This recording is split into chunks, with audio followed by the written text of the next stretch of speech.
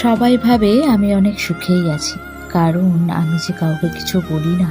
কিন্তু সত্যি কথা হলে মনের কষ্টগুলো বোঝাতেও পারি না। খুব অল্পতেই মাথা গরম হয়ে যায়, কিন্তু কাঁদতে গেলে মনটা কেমন যেন নরম হয়ে পড়ে। হঠাৎ মন খারাপ হয়ে যায়, কারণ নিজেও বুঝি না। অনেক সময় সব কিছুতেই নিজেকে কেমন অবহেলিত মনে হয়। রাত হলে ভীষণ রকম কান্না পায়, হাহাকার লাগে। সব কিছুই আবার ঠিকঠাক হয়েও যায়। তারপর কি জানি আবার অশান্তি লাগে, নিজেকে খুব একা লাগে, বোঝাতেও পারি না। যার সাথে কথা বলতে ইচ্ছে করে, মন চাই, তাকে পায়ও না। প্রিয় মানুষ থাকার পরেও শূন্যতা লাগে। আমার চারপাশে মানুষ আছে, শব্দ আছে, কিন্তু আমার ভেতরটা কেন জানি নীরবতা লাগে।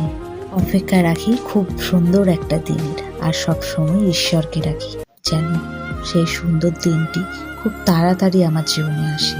সত্যি কথা বলতে, আমার মনের খবর একমাত্র উনিই রেখেছেন। উনিই জানেন আমার মনের ভেতর কি চলে, কি আমার স্বপ্ন, কি আমার চাওয়া পাওয়া। তাই ওনাকেই সবসময় স্মরণ করি। হে ঈশ্বর, কবে একটা ভালো দিন আসবে।